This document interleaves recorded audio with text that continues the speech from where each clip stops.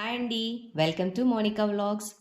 ఈరోజు మనం టెంపుల్ స్టైల్లో ప్రసాదం లాగా పెట్టొచ్చు, బ్రేక్ఫాస్ట్ లాగా తినొచ్చు, సింపుల్గా అయిపోయే కట్టె పొంగలి చేస్తాము. చూడండి, చూడ్డానికి నేనైతే ఇది పొడి పొడిగా చేశాను. మీకు ఒకవేళ ఇది మెత్తగా కావాలంటే కూడా మెత్తగా చేసుకోవచ్చు. ప్రసాదం లాగా పెట్టొచ్చు, బ్రేక్ఫాస్ట్ లాగా తినొచ్చు.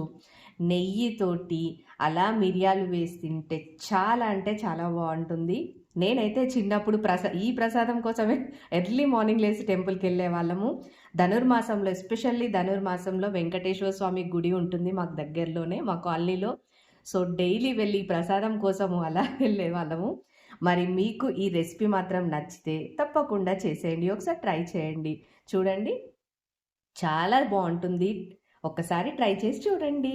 ఓకే, కోసం ముందుగా మనకు ఒక 1 గ్లాస్ రైస్, అలాగే హాఫ్ గ్లాస్ పెసరపప్పు తీసుకోవాలి.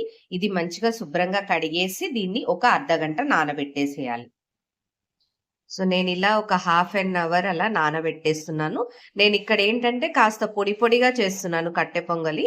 అందుకోసమని నేను ఇక్కడే ముందే వాటర్ కొలిచేసి పెట్టేశాను. 1 గ్లాస్కి 1.5 వాటర్ తీసుకున్నాను. అంటే ఇక్కడ మనకి 1.5 రైస్ అండ్ పప్పు కాబట్టి 2 పావు 2 and 1/4 వాటర్ అలా తీసుకున్నా. మీకు ఇంకా కొంచెము మెత్తగా ఉండాలి అంటే 2.5 వాటర్ అనేది తీసుకోవచ్చు.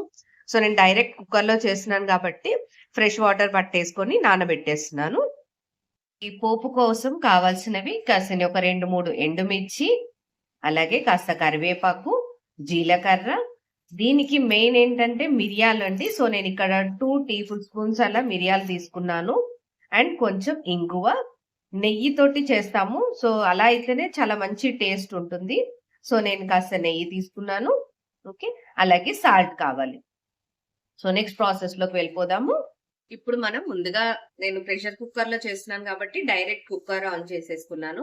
ఆన్ చేసుకుని ఇంట్లోకి నెయ్యి కాస్త ఎక్కువ పడుతుంది. సో నేను 2 టేబుల్ స్పూన్స్ అలా నెయ్యి తీసుకున్నానండి. ఓకే, నెయ్యి ఉంటే చాలా బాగా టేస్ట్ వస్తుంది.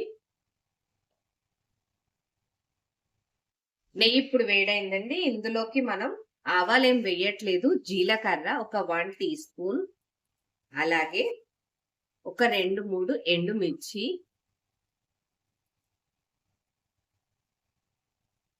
అలాగే కొంచెం కరివేపాకు వేసేసి, ఆల్రెడీ తీసుకున్న ఉన్నాయి కదండి మిరియాలు వేసుకున్నాను.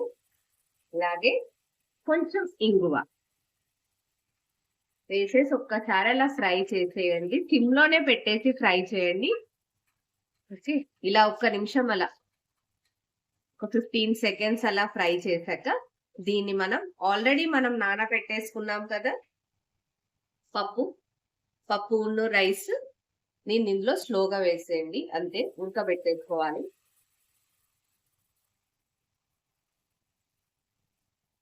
ఇది ప్రసాదంలా కూడా పెట్టొచ్చండి. చాలా బాగుంటుంది, టేస్టీగా ఉంటుంది. ఒకసారి ట్రై చేయండి.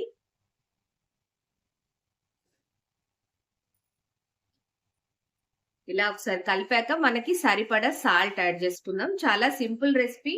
ఎప్పుడైనా హడావిడి లేకుండా ప్రసాదం చేయాలి, ఫాస్ట్ గా చేయాలి అని అనుకుంటే మాత్రం ఇది మీరు కన్సిడర్ చేయొచ్చు. ఒకసారి చూడండి. మీ రుచికి సరిపడా సాల్ట్ వేయండి, లేదా నేనైతే ఒక 3/4 టీ స్పూన్ అలా సాల్ట్ యాడ్ చేస్తున్నాను. ఒకసారి కావాల్సి వస్తే చెక్ చేయండి. మీకు సాల్ట్ అంటే ప్రసాదం లాగా పెట్టము అంటే మాత్రం ఒకసారి చెక్ చేసుకోండి, అడ్జస్ట్ చేయొచ్చు. లేదు అంటే మాత్రం 3/4 టీ స్పూన్ అలా పడుతుంది. పెట్టేసి ఒకసారి కలిపి దీన్ని కుక్కర్ విజిల్ వచ్చేదాకా, నాకైతే ఒక 2 విజిల్స్ అయితే కుక్ అయిపోతుంది. సో మూత పెట్టేసి విజిల్ పెట్టేసేద్దామండి. ఇది ఒక 2 విజిల్స్ రావాలి అంతే, జస్ట్ 2 విజిల్స్.